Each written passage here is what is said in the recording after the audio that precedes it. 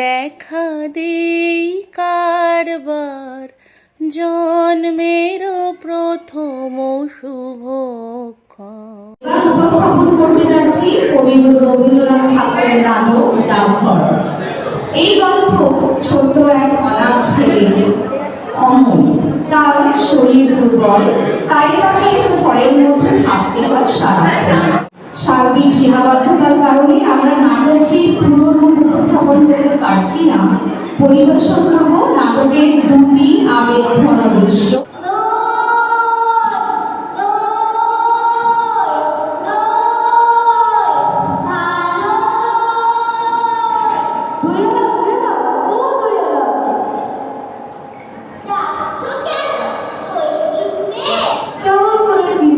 আমার তো পয়সাই নেই।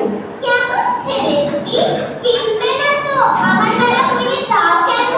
আমি যদি তোমার সাথে যেতে পারতাম তো যেতুম। আমার সঙ্গে? তোমার নাম শুনে আমার মন কেমনটা করছে।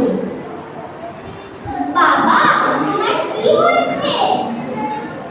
আমি জানি যে কবিরা তোমাকে বেরোতে বারণ করেছে, তাই সারাদিন এখানেই বসে থাকি।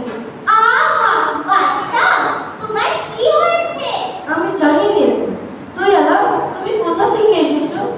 আমাদের গ্রাম, সেই পাঁচপুরা পাহাড়ের তলায় শ্যামলী নদীর ধারে। পাঁচপুরা পাহাড়, শ্যামলী নদী, কি জানি, হয়তো তোমাদের গ্রাম দেখেছি, কবে সে আমার মনে পড়ে না।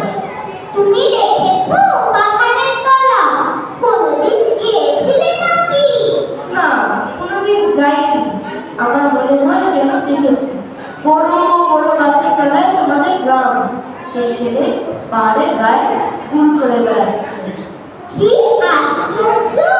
আমাদের গ্রামে গরু চড়ে, উট চড়ে। মেয়েরা সব নদী থেকে জল মাথায় মিক্সি করে নিয়ে যায়। বাহ বাহ, ঠিক কথা। আমাদের কলাপাড়ার মেয়েরা নদী থেকে জল তুলে নিয়ে যায়। তুই আলা, তুমি আমাকে তোমার গ্রামে নিয়ে যাবে? তোমার মতো শুটগুলো দই বেচতে শিখিয়ে দিবে? পড়ে যাই, পড়ে যাই। দই বেচতে যাবে কেন বাবা?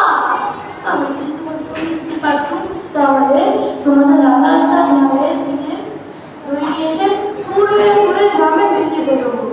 দই দই, ভালো দই। হায় আমার পোড়া কপাল, এই শুরুতে শেখবার শুরু। আমার শুনতে ভালো লাগে। বাবা, একবার দই তুমি খাও। কেমন করে খাবো? আমার তো পয়সাই নেই। তোমার অনেক দেরি হয়ে যাবে। না না, তুমি খেলে আমি খুশি হব। দই বেচতে যে কত সুখ, তোমার কাছে শিখে নিলুম।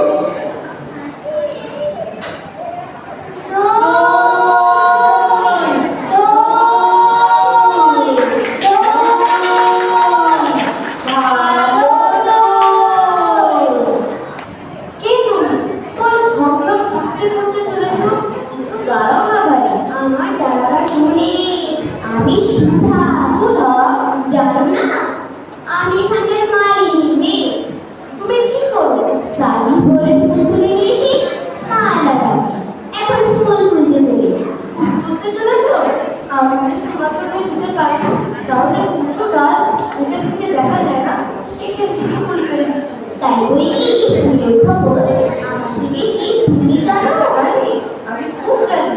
আমি 7 বারে সবার খবর জানি। তুমি কি আমার বাবা দিদি হবে? কি বুদ্ধি তো! আমি বাবুর দিদি হব কি করে? আমি যে সুধা। যদি তোমার কথা মনে বসে থাকতে পারতাম, তাহলে মজা হতো। তাহলে সমস্ত দিন কি করতে? আমার বেড়েও পুতুল আছে, তাকিয়ে যাই। বেলা বয়ে যাচ্ছে, বলে ফুটার থাকবে না। আমার সঙ্গে আর একটু গল্প করো না।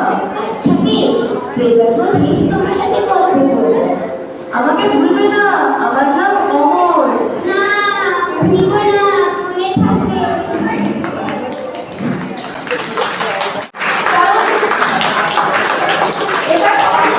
অমরের চরিত্রে ছিল প্রথম সরকার।